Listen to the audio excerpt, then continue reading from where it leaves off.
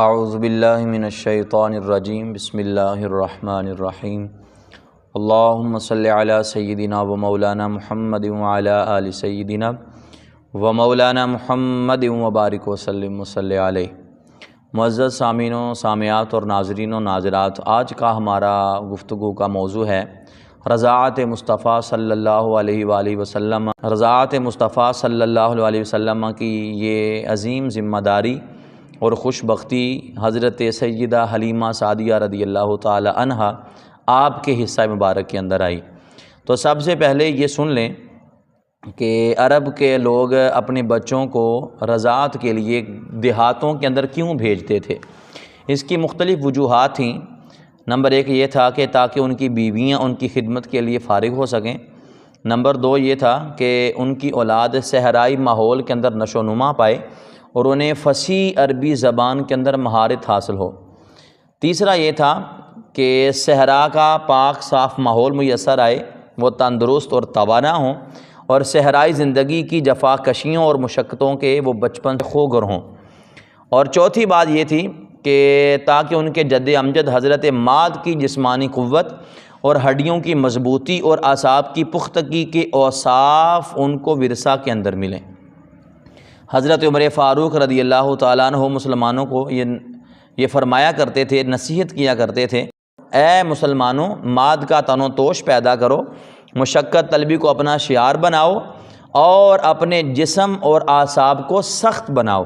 تو یہ وجوہات تھیں۔ گویا اس وقت کے جو روسائے قریش اور امرائے عرب تھے، وہ اپنے بچوں کو اپنی ماں کی نرم و گداز آغوش میں پلتے ہوئے دیکھنے کی بجائے اس بات کو پسند کرتے تھے کہ وہ صحرا نشین قبیلوں کے پاس جائیں اور وہاں اپنا بچپن گزاریں، تاکہ اس کی ریت اور اس کی پتھریلی زمین کی رگڑوں سے ان کے جسم میں مضبوطی پیدا ہو اور ان کی فصیح و بلیغ زبان سیکھ کر وہ بہترین خطیب اور قائد بن سکیں۔ یہ وجوہات تھیں۔ ایک دن حضرت ابوبکر صدیق رضی اللہ تعالیٰ عنہ آپ نے عرض کیا، یا رسول اللہ، میں نے آپ سے زیادہ کوئی فصیح و بلیغ نہیں دیکھا ہے، میں نے آپ سے زیادہ کوئی فصیح و بلیغ نہیں دیکھا ہے۔ تو حضور نے ارشاد فرمایا، وَمَا يَمْنَعْنِي وَأَنَا مِنْ قُرَيْشٍ وَأُرْدِعْتُ فِي بَنِي سعد۔ فرمایا ایسا کیوں نہ ہو کہ میں قبیلہ قریش کا فرزند ہوں اور میں نے اپنی رضاعت کا زمانہ بنی سعد کے قبیلے کے اندر گزارا ہے۔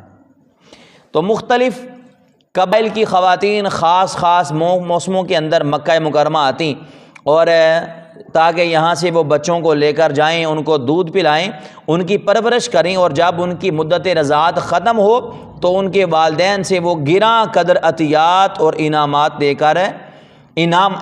لے کر جائیں۔ حضرت عبد المطلب، جب آپ کو اللہ رب العزت نے یہ حسین و جمیل لال عطا کیا جس کا نام محمد صلی اللہ علیہ وسلم تھا، تو آپ بھی پاکیزہ داعیہ کی تلاش کے اندر تھے۔ بنو سعد کا قبیلہ بنو حوازن کی ایک شاخ تھا جو اپنی عربیت اور فصاحت کے اندر اپنا جواب نہیں رکھتا تھا۔ ان خواتین میں ایک شخصیت تھی، ایک خاتون تھی جس کا نام تھا حلیمہ سعدیہ۔ یہ اپنے خامد حارث بن عبد العزیٰ کے ساتھ اس مقصد کے لیے مکہ آئیں تاکہ وہ بچہ لے کر جائیں اور جا کر اس کی تربیت کریں اور اس کو وہ اس کی رضاعت کریں۔ اب آپ نے وہ سارا واقعہ سنا ہے کہ آپ اپنے گھر سے نکلے، گھر کے اندر بڑی غربت تھی، تنگ دستی تھی، اونٹنی تھی کہ جو چلنے کے قابل نہیں تھی، دودھ دینا تو دور کی بات۔ اب چلتے چلتی آپ حضرت جناب حلیمہ سعدیہ مکہ مکرمہ کے اندر آتی ہیں۔ جب مکہ کے اندر آئی تو اس کے بارے میں ایک روایت یہ ہے کہ آپ حضرت جناب عبد المطلب سے آپ کی ملاقات ہوئی۔ انہوں نے پوچھا کہ کون ہو؟ تو آپ نے فرمایا کہ میں بنی سعد کی ایک خاتون ہوں۔ پوچھا پھر بتاؤ نام کیا ہے؟ کہا میرا نام حلیمہ ہے۔ آپ نے اس بات کو سنا اور خوش ہوئے اور فرمایا کہ بخ بخ سعد و حلم خصلتان فیہما خیر الدہر و عز الابد۔ فرمایا واہ واہ، سعد بھی اور حلم بھی، کیا کہنا، یہ دو ایسی خوبیاں ہیں کہ جن میں زمانہ بھر کی بھلائی اور ابدی عزت موجود ہے۔ آپ نے فرمایا کہ میرے ہاں ایک یتیم بچہ ہے، کیا تم اسے اپنی گود میں لینا قبول کرو گی؟ حل لکی ان ترضعیہ عسیٰ ان تسعدی بہ، کیا تو اس کو دودھ پلانے کے لیے تیار ہے؟ ہو سکتا ہے اللہ اس کی برکتوں سے تیرا دامن سعادتوں سے لبریز فرما دے۔ آپ نے کہا کہ چلیں میں اپنے خامن سے اجازت لیتی ہوں، مشورہ کرتی ہوں۔ خامن سے مشورہ ہوا، طے پا گیا کہ چلیں خالی ہاتھ جانے سے بہتر ہے کہ کوئی نہ کوئی بچہ اپنی گود کے اندر یہاں سے لے کر جائیں۔ اب حضرت جناب عبد المطلب حضرت حلیمہ سعدیہ کو لے کر سیدہ آمنہ کے گھر کے اندر تشریف لاتے ہیں۔ سیدہ آمنہ نے خوش آمدید کہا اور حضرت حلیمہ سعدیہ کو کمرے کے اندر لے کر گئیں۔ آپ دودھ کی طرح سفید صوف کے کپڑے میں لپٹے ہوئے تھے، نیچے سبز رنگ کی ریشمی چادر بچھی ہوئی تھی، آپ اس پر آرام کر رہے تھے۔ کستوری کی خوشبو اٹھ رہی تھی۔ آپ کے معصوم حسن و جمال کو دیکھ کر حلیمہ فرماتی ہیں کہ میں تو فریفتہ ہو گئی اور مجھ میں یہ جرت نہ ہو سکی کہ میں آپ کو جگاؤں۔ میں نے آپ کے سینے مبارک پر ہاتھ رکھا تو اب وہ جانے جاں مسکرانے لگے، اپنی سرمگی آنکھیں کھولیں۔ میں نے محسوس کیا کہ ان آنکھوں سے انوار نکل رہے ہیں جو آنکھوں سے نکل کر آسمان کو چھو رہے ہیں۔ اللہ اکبر۔ میں نے بے اختیار دونوں آنکھوں کے درمیان بوسہ لیا، آپ کو اٹھا کر سینے سے لگایا اور اپنے خاوند کے پاس لے کر آ گئی۔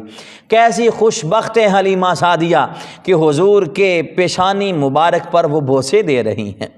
جب لے کر واپس اپنے شوہر کے پاس آئیں، رات ہوئی، خیمے کے اندر گئیں، جب اپنی چھاتی سے آپ دودھ پلانے لگیں، دائیں طرف سے دودھ پیش کیا، آپ نے جتنا پینا تھا آپ نے نوش فرمایا۔ جب بائیں چھاتی پیش کی، آپ نے دودھ پینے سے انکار کر دیا۔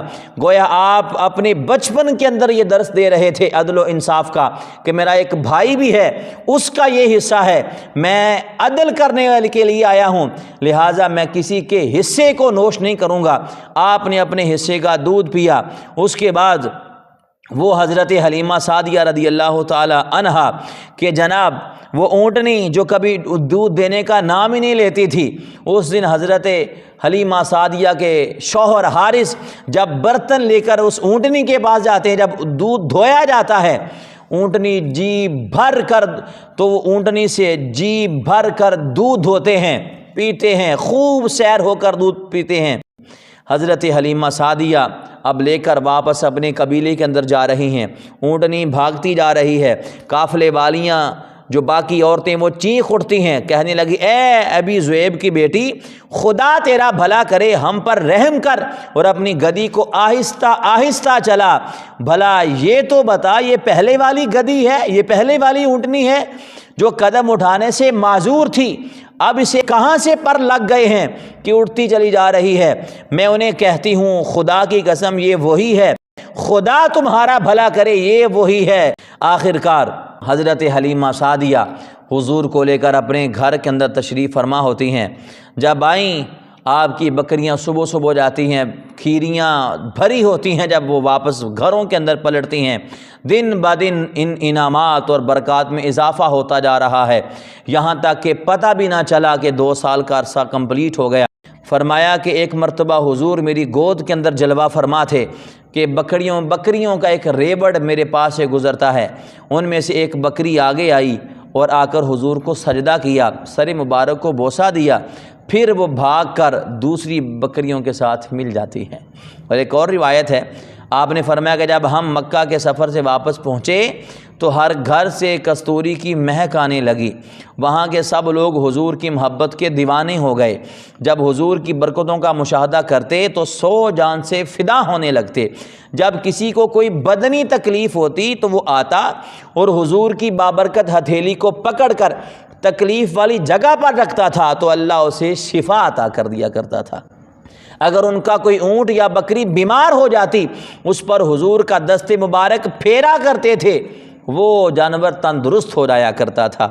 آپ فرماتی ہیں 2 سال کا عرصہ گزرا، میں لے کر سیدہ آمنہ کی بارگاہ میں جاتی ہوں اور جا کر پھر سماجت کرتی ہوں، اے آمنہ رضی اللہ تعالی عنہا، ایک موقع مجھے اور دیں، میں ایک بار پھر آپ کے لال کو اپنے گھر کے اندر لے کر جانا چاہتی ہوں، کچھ عرصہ میرے پاس اور رہنے دیں تاکہ اور زیادہ ان پر اچھی آب و ہوا کا اثر ہو۔ حضرت حلیمہ سعدیہ اصرار کر رہی ہیں تو پھر حضرت آمنہ رضی اللہ تعالیٰ عنہ آپ نے اجازت دے دی۔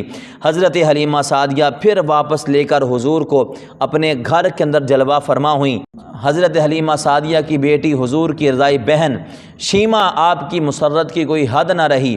آپ کبھی حضور کو کھانا کھلاتی ہیں، کبھی پانی پلاتی ہیں، کبھی گیت گا کر حضور کا دل بہلاتی ہیں، کبھی محبت بھری لوریاں دیتی ہیں۔ وہ معصوم بچی جن پاکیزہ کلمات سے حضور کو لوریاں دیتی، وہ الفاظ یہ تھے: یا ربنا ابکی لنا محمدن حتی اراہ یافعا و امردا، اے ہمارے رب میرے بھائی محمد کو ہمارے لیے سلامت رکھنا یہاں تک کہ میں آپ کو جوان گبرو دیکھوں، ثم اراہ سیدا مسودا وَأَكْبِتْ أَعَادِيهِ مَعَ وَالْحُسَّدَ، یہاں تک کہ میں آپ کو اپنی قوم کا سردار دیکھوں جس کی سب اطاعت کر رہے ہوں۔ اے میرے رب اس کے دشمنوں اور حاسدوں کو ذلیل و رسوا کر دے، وَأَعْطِهِ عِزًّا يَدُومُ أَبَدًا، اور انہیں وہ عزت عطا فرما جو تا ابد باقی رہنے والی ہے۔ تو حضرات محترم، پھر حضور صلی اللہ علیہ وآلہ وسلم 4 سال کا عرصہ حضرت حلیمہ سعدیہ کے گھر کے اندر تشریف فرما رہے، اس کے بعد پھر اپنے گھر کے اندر واپس تشریف لے کر آئے۔ یہ انوار و تجلیات کی بارش سیدہ حلیمہ سعدیہ رضی اللہ تعالیٰ عنہ کے حصہ کے اندر آئی۔ آپ بڑی خوش بخت خاتون ہیں کہ اللہ نے آپ کو حضور کی رضائی والدہ بننے کا شرف عطا کیا ہے۔ دعا ہے اللہ رب العزت ہمیں حضور کے ساتھ محبت کرنے کی توفیق عطا فرمائے، آمین۔